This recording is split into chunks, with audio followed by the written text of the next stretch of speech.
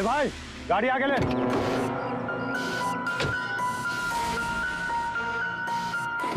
बोला ना तुझसे, गाड़ी आगे ले तो आगे ले। अरे भाई कैसे आगे लूं, गाड़ी खराब हो गई है ना। प्रॉब्लम बाद में देखना, धक्के मार के आगे लो पहले।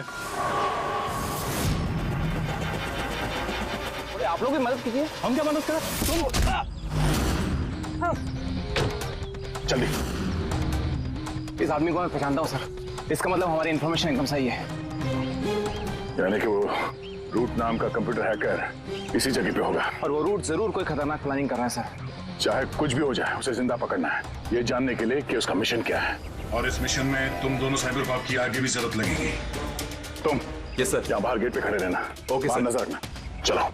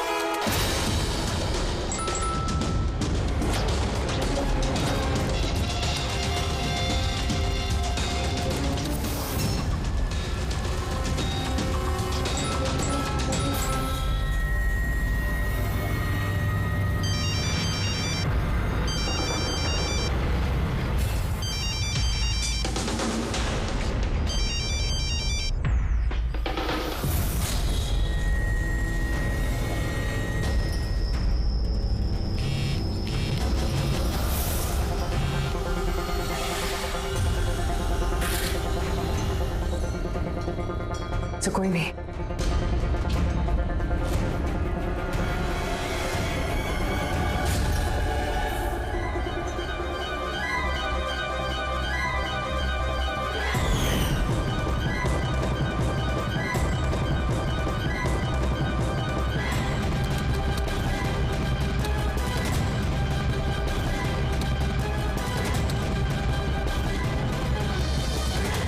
आप रेडी?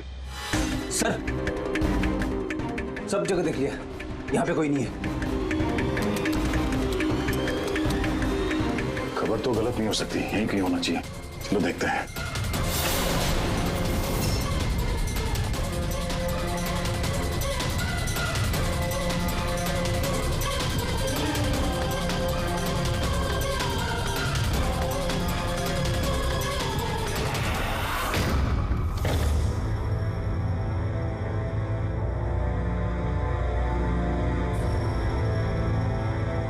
तो कोई नहीं है।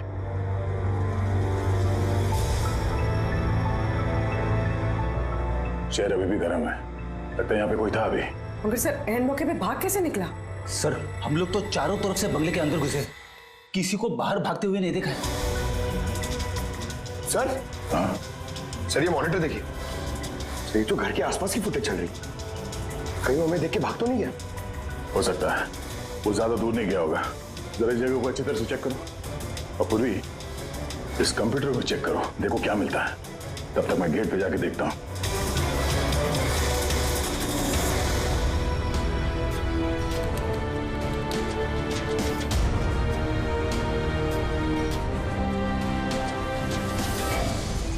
महेश,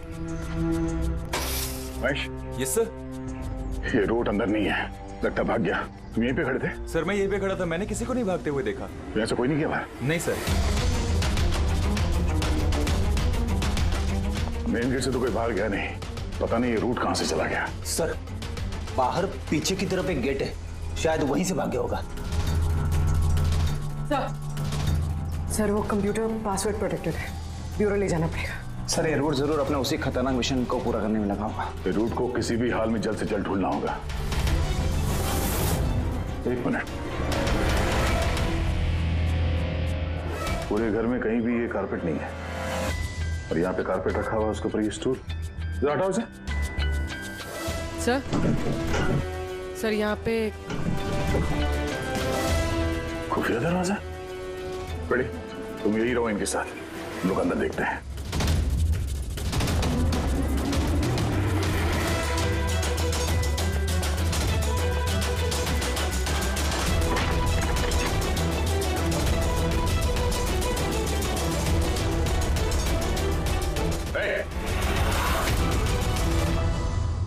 आगे मत बढ़ना।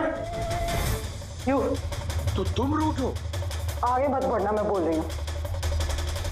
तुम गोली चलाओगी, मैं गोली चलाऊंगा, किसी का फायदा नहीं होगा। तुम्हारी भलाई इसी में है कि अपने आप को हमारे हवाले कर दो। गन नीचे, गन नीचे।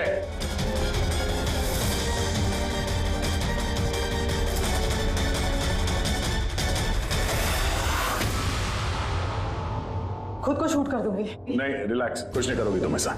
गन नीचे। मैं गन नीचे रख रहा हूं, ये देखो ये।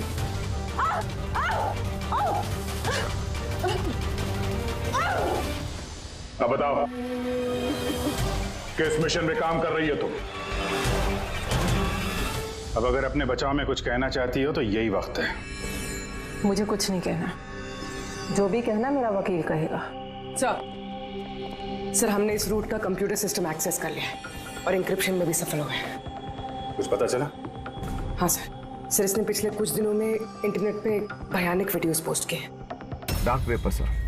एक्चुअली डार्क वेब इंटरनेट की एक ऐसी काली जगह होती है सर, जहाँ पर हर मुजरिम अपने गैरकानूनी कामों को एक टेक्नोलॉजी की मदद से अंजाम देता है। जैसे हथियारों की तस्करी हो, किडनी की चोरी या फिर किसी को मारने की सुपारी। सर ऐसा कोई भी काम नहीं है जो इस साइट पर नहीं होता है। समझ में ये बात नहीं आती, जब सब कुछ इतने खुले में होता है, सबको पता है, तो इसे रोकने के लिए हम कुछ करते क्यों नहीं? सर ये इतना आसान नहीं है। एक्चुअली इस साइट पर जाने के लिए आपको एक कंप्यूटर सॉफ्टवेयर की जरूरत होती है, जो चुनिंदा हाई प्रोफाइल मुजरिमों के पास ही होता है। जैसे कि ये रूट। Yes sir. और सर जैसे कि हमें पता है कि इस डार्क वेब पे आईपी एड्रेस और यूजर आईडी ये दोनों गुप्त रहते हैं। जरा दिखा कौन सा वीडियो डालने हैं इस रूट ने।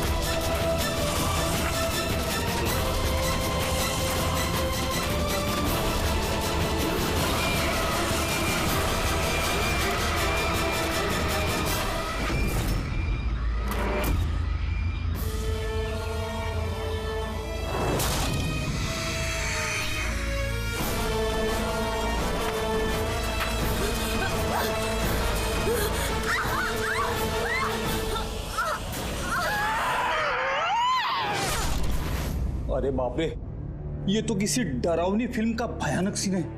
ये सीन क्यों डाला डार्क वेब में?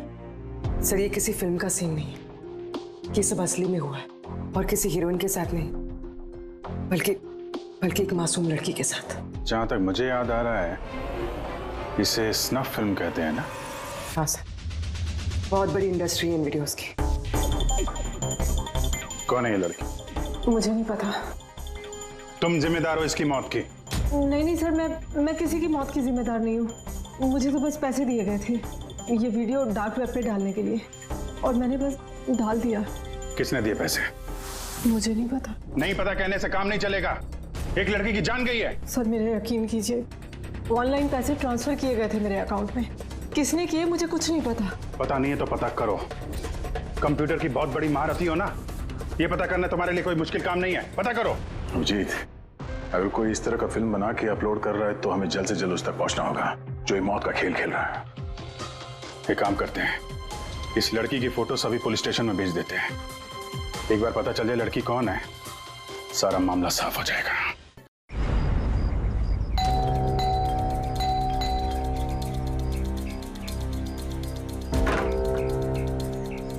जी कहिए, किससे मिलना है? ये रिया का घर है ना? हाँ, मैं उसका पापा। आइए। वो हम लोग सीआईडी से हैं। आपके लिए एक बुरी खबर है। आपकी बेटी रिया अब इस दुनिया में नहीं रही। पता है, मगर आप उसके मौत के 10 दिन बाद क्यों आए हैं ये सब बताने? आपको पता है कि आपकी बेटी रिया की मौत हो गई है? आप उस कार एक्सीडेंट की इन्वेस्टिगेशन के लिए आए हैं ना, तो आपको ये तो मालूम पड़ा होगा कि रिया का तो फ्यूनरल भी हो गया है। एक मिनट, आप किस कार एक्सीडेंट की बात कर रहे हैं? वही जिसमें हमारी रिया चल बसी है। शेयर टैक्सी में वो पुणे जा रही थी। नहीं, रिया की मौत कार एक्सीडेंट में नहीं हुआ है। ये क्या कह रहे हैं आप? एक मिनट, यही रिया है। हाँ, ये रिया ही है। एक्सीडेंट वाले दिन उसने यही कपड़े पहने थे। एक मिनट, सॉरी बाबू, लगता है कुछ कंफ्यूजन है। आप जरा बताइए कि आपकी बेटी रिया का कार एक्सीडेंट कैसे हुआ था? शेयर टैक्सी में वो पुणे जा रही थी, 7 और लोग भी थे उसके साथ। तो रास्ते में उसकी गाड़ी का बड़ा भयानक एक्सीडेंट हो गया। पूरी कार आग के लपटों में झुलस गई। मरने वालों के तो चेहरे तक पहचान में नहीं आ रहे थे। तो आप लोगों ने रिया को कैसे पहचाना? उसके सामान के जरिए बस हम उसे पहचान पाए। आपने ये नहीं बताया कि ये फोटो कब की है? वैसे हम लोगों को भी पता नहीं कि ये फोटो कब की है, पर पता चलते ही हम आप लोगों को बता देंगे। लगता है रिया का ये एक्सीडेंट सिर्फ एक दिखावा था, उसकी मौत की असली वजह को छुपाने के लिए। सर अगर रिया का कार एक्सीडेंट एक दिखावा था, तो वो बाकी के 7 लोग जो उसके साथ गाड़ी में थे, कहीं वो भी रिया की तरह ही तो नहीं मारे गए? हो सकता है। सबके परिवार वालों से मिलना पड़ेगा। किस्मत अच्छी थी हमारी कि जो 7 लोग एक्सीडेंट में मारे गए थे, उनमें से एक का अंतिम संस्कार नहीं हुआ था। देखते हैं डॉक्टर सालों के इस लाश से क्या सुराग निकाल पाते हैं। वैसे भी लाशें इतनी बुरी तरह से जल गई हैं कि चेहरा पहचान पाना मुश्किल है।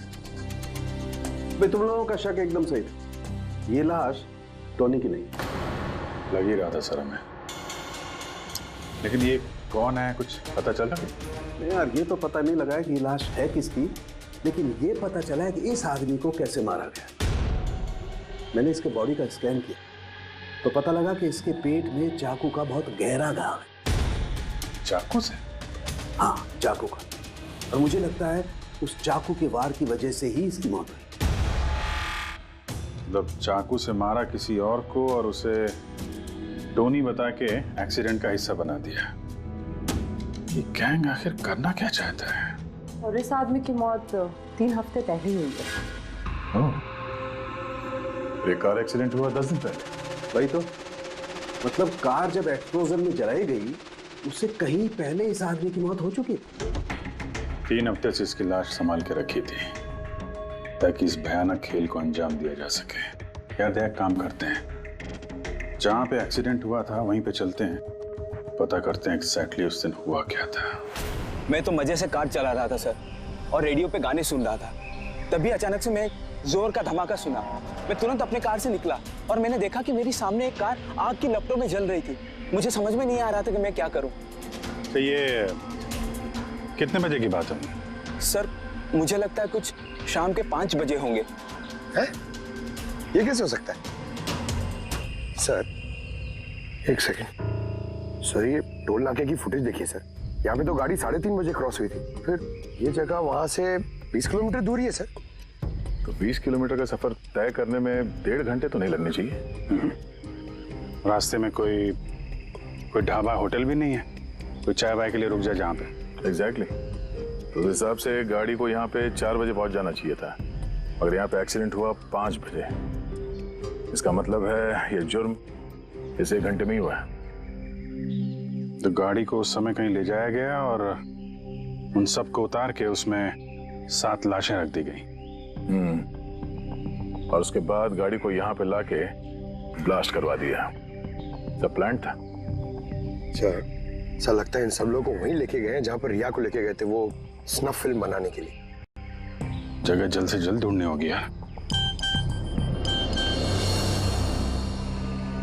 पुलवी ने SMS भेजा तो किसी पेड़ की फोटो है। हाँ पूर्वी। सर ये पेड़ जिसकी फोटो भेजी है मैंने, इसे मोरिंगा ओलिफेरिया कहते हैं सर। हाँ सर ठीक ऐसा ही पेड़ रिया वाले फुटेज में भी है। ये देखिए सर, उस फुटेज का स्क्रीनशॉट भेज रही हूँ मैं। सर ये पेड़ महाराष्ट्र के 2 जंगलों में पाए जाते हैं। ये तो एग्जैक्टली वैसे ही पेड़ है, महाराष्ट्र के 2 जंगलों में। कौन कौन सी जंगलों में? सर एक जंगल है जो नासिक के पास है और दूसरा जंगल एक्सीडेंट वाली जगह से सिर्फ 1 घंटे की दूरी पे है, और इस जंगल का नाम है प्रीफिक्स फॉरेस्ट। जरूर ये मौत का खेल इस प्रीफिक्स जंगल में ही हुआ है। प्रीफिक्स फॉरेस्ट तो काफी बड़ा जंगल है यार, मीलों तक फैला हुआ है। फॉरेस्ट ऑफिसर की मदद लेनी होगी।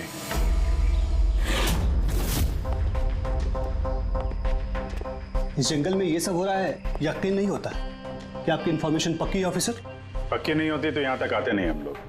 आप बताइए कुछ हाल फिलहाल में ऐसी कोई घटना आप लोगों ने कुछ सुनी हो, कुछ देखी हो, जंगल के अंदर कुछ हुआ हो? बिल्कुल नहीं, और अगर ऐसा कुछ होता तो हम जरूर उस पर ध्यान देते। चलो कोई नहीं, फिर भी अपनी तसल्ली के लिए एक बार हम जंगल देखना चाहेंगे। श्योर।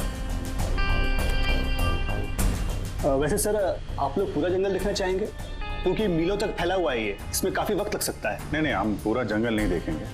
हमें जंगल का वो हिस्सा दिखाइए जहाँ पे कोई आता जाता नहीं है, क्योंकि अक्सर सुनसान इलाकों में ही जुर्म पनपता है। Okay officers. विनोद, मेघना, इन्हें जंगल के उन इलाकों की दिखाने की जिम्मेदारी आपकी है। ओके? जी सर। Yes sir. सर एक सेकेंड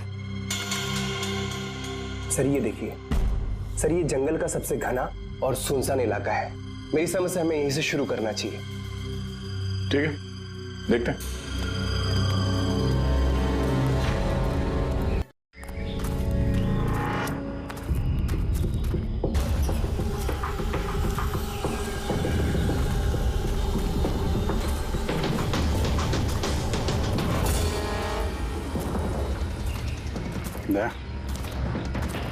यहाँ पेड़ पे देखा?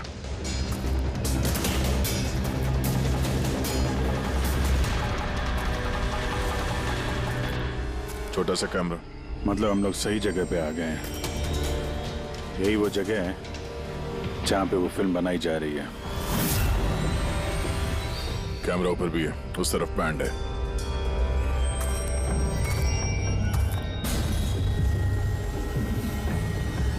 शायद इस कैमरे से कुछ पता चले उनके अड्डे के बारे में। नहीं अभिजीत, ये तो हाई एंड वायरलेस कैमरा है। इसके जरिए पता लगाना मुश्किल है कि इसमें जो स्टोर्ड फुटेज है वो कहाँ से ब्रॉडकास्ट हो रहा होगा, और इस जंगल में पता नहीं और कितने कैमरास हैं। देखते हैं, आगे शायद कोई कैमरा मिल जाए जिससे कुछ पता चले।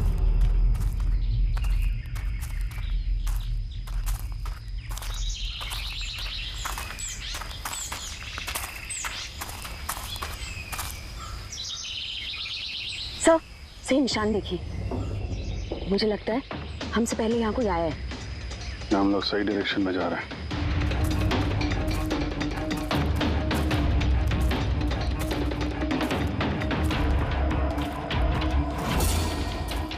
सर ये निशान यहीं तक है सर, इसका मतलब उनका अड्डा यहीं कहीं है।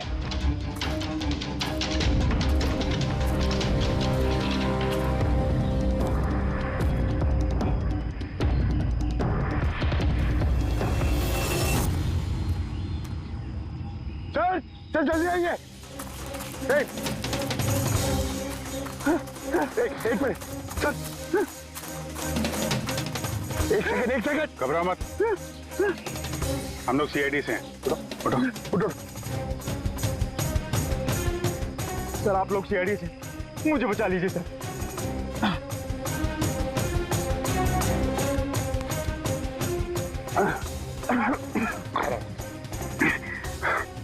यहाँ फंस कैसे गए तुम? सर मुझे इस जंगल से बाहर निकलने का रास्ता नहीं मिल रहा सर, उस खूनी ने एक एक करके सबको मार दिया। तुम लोग यहाँ आए कैसे? हम शेर टैक्सी में सवार होकर सफर कर रहे थे कि अचानक हमारी गाड़ी पंक्चर हो गई और कार रुक गई। सड़क पर पहले से किसी ने कीले और कांच के टुकड़े रखे हुए थे सर। फिर इसके बाद कुछ लोग आए जिनके चेहरे नकाब से ढके हुए थे और जब तक हम कुछ कर पाते उन्होंने हमें बेहोशी के इंजेक्शन लगा दिए। और जब मुझे होश आया तो मैं इस घने जंगल में था सर। सर मैं ही जानता हूँ कि इस जंगल में मैं भूख प्यास से कैसे रहा हूँ। कभी लकड़ी खाई तो कभी पेड़ के पत्ते, और जब भी किसी के चिल्लाने की आवाज आती तो समझ जाता किसी की जान चली गई। यहाँ जगह जगह कैमरे लगे हुए हैं। तुम्हारी किस्मत अच्छी थी कि तुम उनके पकड़ में नहीं आए। सर पकड़ इसलिए नहीं पाए क्योंकि उन्होंने एक कैमरा मेरे कमीज के बटन में लगाया हुआ था और वो बटन मैंने तोड़कर फेंक दिया। शायद इसी वजह से वो मुझे ढूंढ नहीं पाए। तुम्हें अंदाजा है कि बाकी के लोगों में कितने लोग जिंदा हैं अभी तक? मालूम नहीं सर, पर कल रात जब मैं पेड़ पर बैठा हुआ था मुझे किसी के चीखने की आवाज आई थी। न जाने वो उनको घायल कर रहे हैं या फिर जान से मार रहे हैं सर। कि किस तरफ से आवाज आई थी, कौन सी दिशा से, कुछ याद है आपको? मेरे पेड़ इस तरफ, शायद उस तरफ से सर।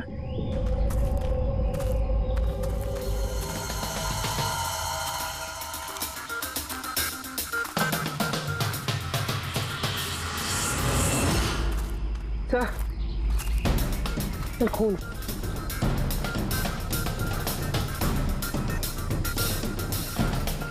सर यहाँ पर भी। इसका मतलब उनमें से कोई घायल है। किस तरफ गया होगा? सर ये देखिए, खून के कुछ निशान इस तरफ भी जा रहे हैं। इस तरफ भी खून का निशान है और इस तरफ भी है। दोनों तरफ है, दोनों तरफ देखना पड़ेगा। पंकज, पूर्वी, तुम लोग इधर देख लो, हम लोग इधर देख लेते हैं। विनोद, तुम इनके साथ जाओ और हाँ, हर आधे घंटे में अपडेट दे देना, ठीक है? आप आइए।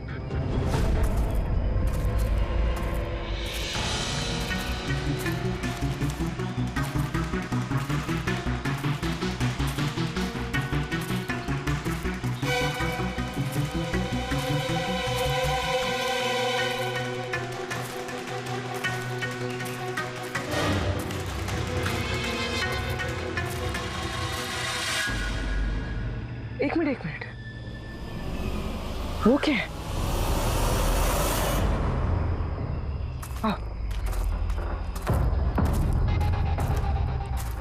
घर? शायद घायल विक्टिम ने यहीं पर पनाह ली हो। जंगल के बीच में घर, मगर नक्शे के हिसाब से तो यहाँ कोई घर नहीं था। हो सकता है ऐसे फिल्म बनाने वालों को ऐसे लोकेशंस की जरूरत पड़ती है ताकि उन्हें कोई ट्रैक ना कर सके। हो सकता है उस घर में जो घायल आदमी है वही मुजरिम हो सकता है पंकज, और ये भी हो सकता है कि आगे और भी कैमरास लगे हों। होशियार रहना।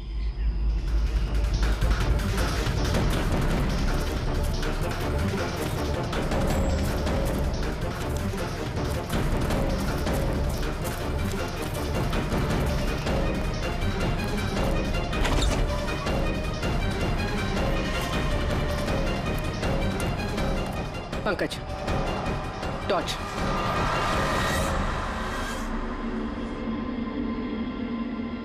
ये घर तो एकदम हिंदी फिल्मों की डरावनी पिक्चरों जैसा। ये देखो, उस घायल विक्टिम को यहीं पर लाया गया है। वो आवाज सुनी? अंदर से आ रही है।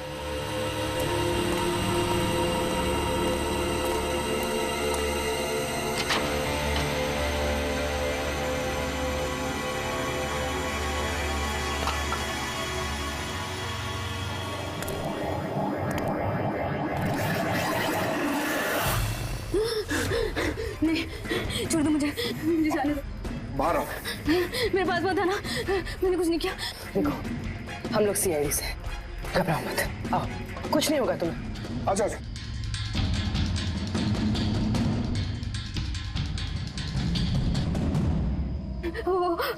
वो यहीं पे, वो यहीं पे।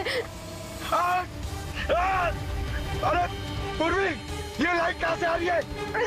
पंकज, पंकज, मुझे कुछ दिखाई नहीं दे रहा। अरे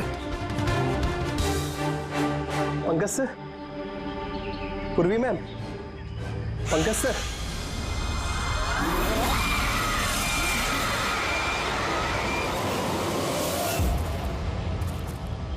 सर, खून के निशान तो यहाँ के खत्म हो गए।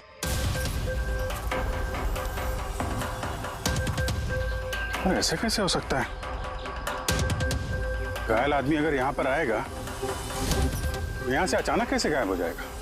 शायद वो मुजरिमों के हाथ लग गया हो, यहाँ इस पॉइंट पे पहुंचने के बाद। हो सकता है। पता नहीं मोहित के अलावा और कोई है जिंदा कि नहीं।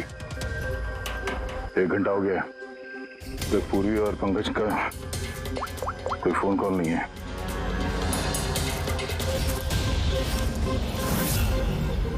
पूरी फोन उठा नहीं रही है।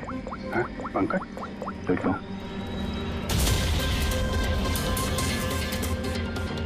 पंकज भी फोन नहीं उठा रहा है। अरे यार, किसी मुसीबत तो नहीं है दोनों? चलो चल के देखते हैं। चलो। यहाँ पे खून इस तरफ गए थे।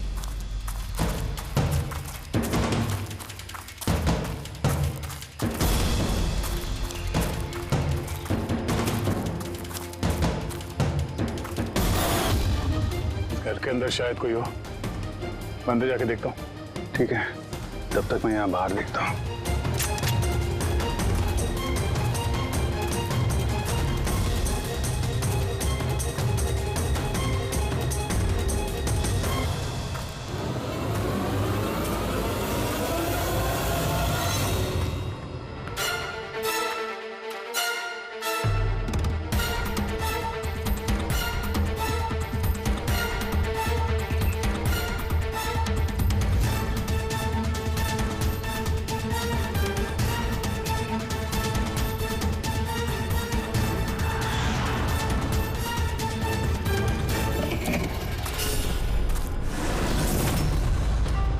पंकज कब आएगा?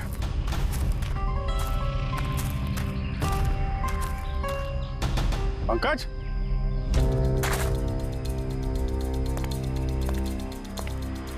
पंकज,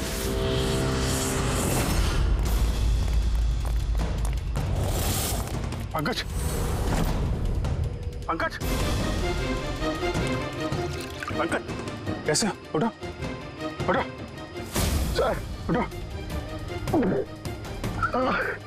क्या हुआ? सर वहां पे वो घर में गए थे सर, वहां पे एक लड़की थी सर। हाँ सर बात ही कर रहे थे सर, पता नहीं एकदम से इतनी रोशनी आई सर कि कुछ दिखने नहीं, कुछ समझ में नहीं आ रहा था। वो घर से जैसे जैसे मैं निकला बाहर, शायद यहाँ गिर गया सर, पता नहीं, कुछ समझ में नहीं आ रहा सर, एकदम चक्कर आ रहा है। और पूर्वी, विनोद, वो कहाँ है? सर वो लोग पता नहीं सर, अंदर थे, बाहर निकले पता नहीं सर। ओह नो, क्या हुआ क्या तुम्हें? ये ठीक है। पूर्वी और विनोद मिले? नहीं, उस घर के अंदर तो कोई भी नहीं। ओह गॉड, उन्हें कहीं कुछ हो ना गया हो।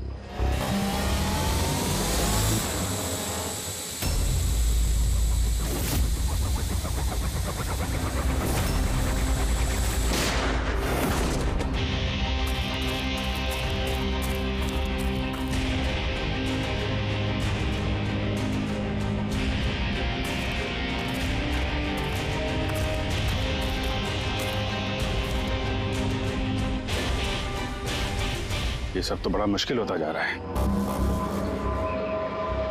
हमें वापस जाना होगा। चलो। क्या मतलब? देखो दया, हमें ये नहीं मालूम है कि अपराधियों की तादाद कितनी है, कितने कैमरे लगा रखे हैं यहाँ पे, कितने हथियार हैं उनके पास।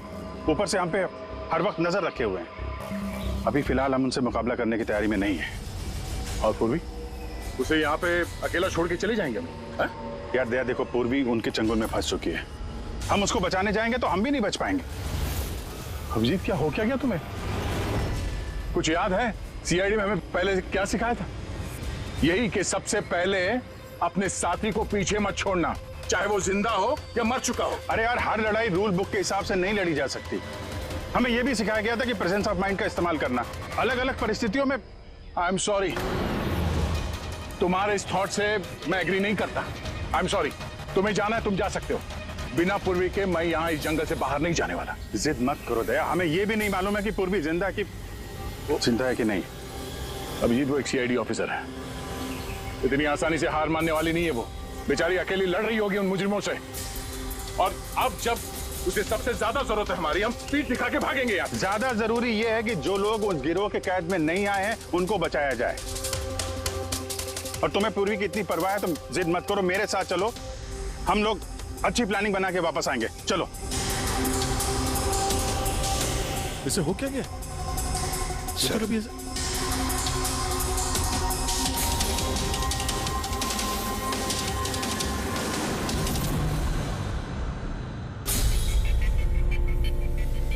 सीआईडी के इतिहास में ऐसा पहली बार हुआ होगा कि सीआईडी किसी से डरकर दुम दबाकर भाग गई। हाँ सर, पहुंच गए हम। हाँ बस उसी जंक्शन पे रहिए, हम लोग आते हैं वहां पे। अरे सालुंके सर, आप यहाँ? मैं यहाँ।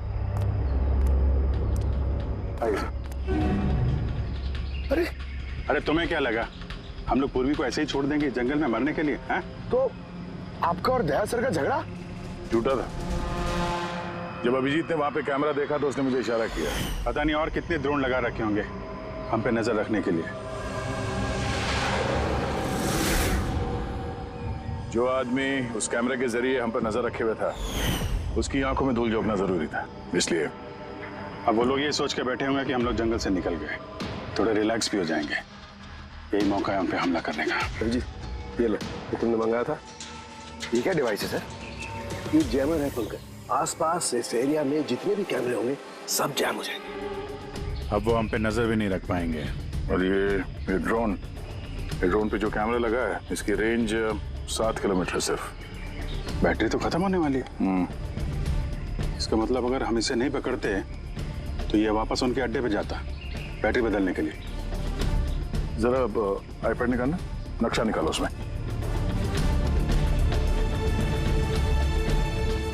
ये वो जगह है जहाँ पे हमें ये ड्रोन मिला था, और इसके पास ही वो बंगलो है। लगता है यही होगा मुजरिम का ठिकाना। तो चलते हैं, चल के आजाद कराते हैं पूर्वी और बाकी जो जिंदा बचे हुए लोग हैं उनको। चलो। नहीं सर, आप मेघना और मोहित आप लोग यहीं पे रुकिए, हम लोग देखते हैं।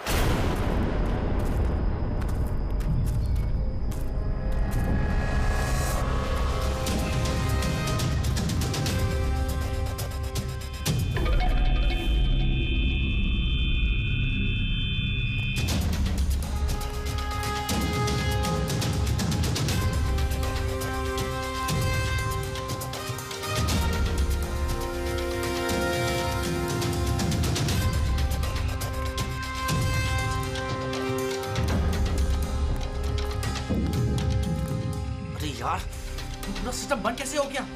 देखना कुछ। जैसे आवाज आ रही है। कैसे हो सकता है पूरा सिस्टम?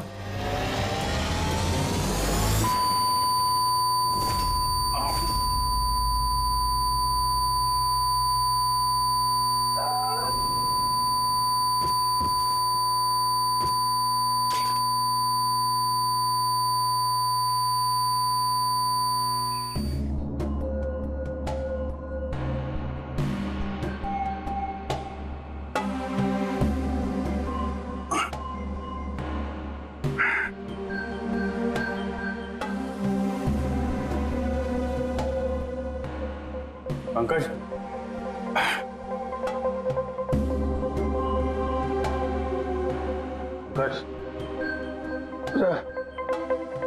हमारे स्वागत की पूरी तैयारी कर रखी थी इन लोगों ने। सर ये लोग अगर हमें मारना चाहते तो पहले ही मार देते।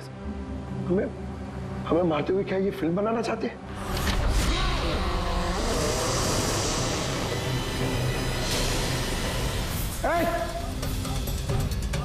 सच। जाओ। सच। मैं हूं पंकज।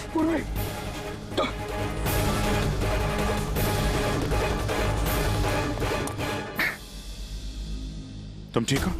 हाँ सर। वो लोग किधर हैं? सर उस तरफ।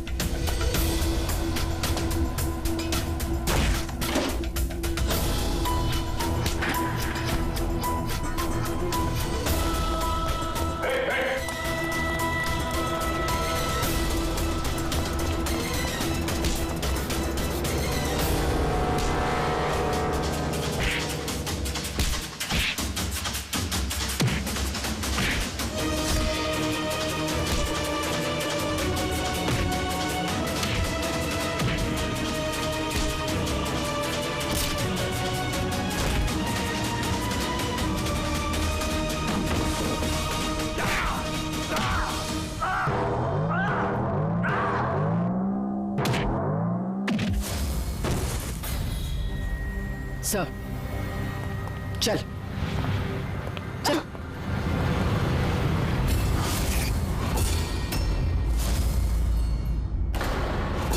मेघना तुम? वाह, हमें तो लग रहा था कि हम मुजरिमों की आंखों में धूल झोंक रहे हैं। अब किसे पता था कि हम मुजरिम को अपने साथ ही लेके घूम रहे हैं। आप लोग यहाँ कैसे? किसने छुड़ाया आप लोगों को? सीआईडी को कैद करना इतना आसान नहीं। मौका देखते ही मैंने वो खिड़की तोड़ी और वहां से बाहर निकल गई।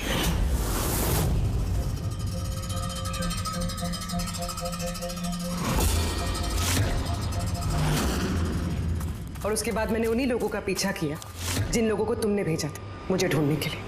और फिर मैंने उस नकाबपोश आदमी को देखा और उसका भी पीछा किया।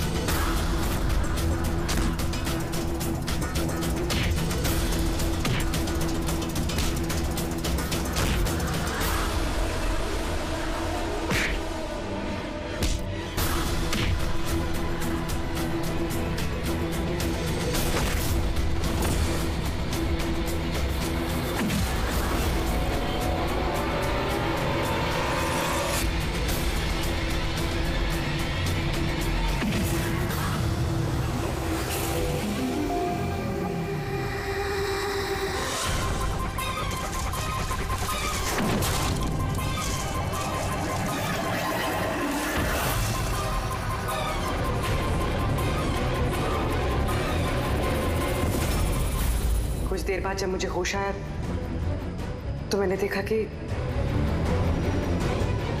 मगर इससे पहले कि मैं बाकी ऑफिसर्स तक पहुंच पाती, तुम्हारी उस सोनिक बूम वाली आवाज ने इन्हें बेहोश कर दिया था। वो तो मेरी किस्मत अच्छी थी कि मैं दूर थी और उस आवाज का मुझ पर कोई असर नहीं हुआ। और फिर मैंने सोचा कि क्यों ना उस नकाब को ही मैं अपना हथियार बना लूं। जिस बेरहमी से तुमने लोगों की जान ली है, तुम तो औरत कहलाने के लायक भी नहीं हो। अब ये बताओ तुमने ये सब किस लिए किया? ये सब मैंने पैसों के लिए किया है सर। जितने पैसे मुझे इस काम के लिए मिल रहे थे ना, उतना तो मुझे अपनी जॉब में 5 साल में भी नहीं मिलता। और वैसे भी क्या फर्क पड़ता है, रोज इतने लोग मरते हैं, अगर 2-4 और मर गए तो क्या हुआ? तुम्हें शायद मालूम नहीं है कि तुम कितनी बीमार हो। बाकी लोग कहाँ हैं जो तुम्हारे साथ में थे? मैंने किसी को कोई नुकसान नहीं पहुंचाया सर, इतनी भी बुरी नहीं हूं मैं। और वैसे भी मैंने कोई भी खून अपने हाथों से नहीं करा है। मुझे तो एक औरत ने करोड़पति बनने का ऑफर दिया था जो मैंने एक्सेप्ट कर लिया। कौन औरत? बहुत अजीब सा नाम था उसका।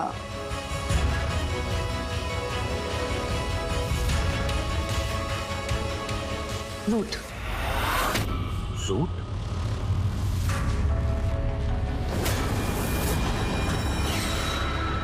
तो रूट है इस सबके पीछे मास्टरमाइंड। अब उसने ऐसा क्यों किया उसका जवाब तो अब वही देगी।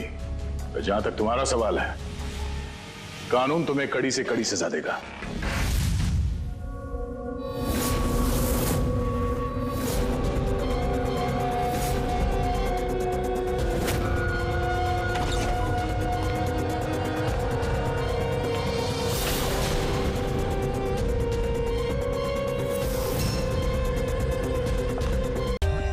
For more updates, subscribe to our channel, click the show links and enjoy watching the videos.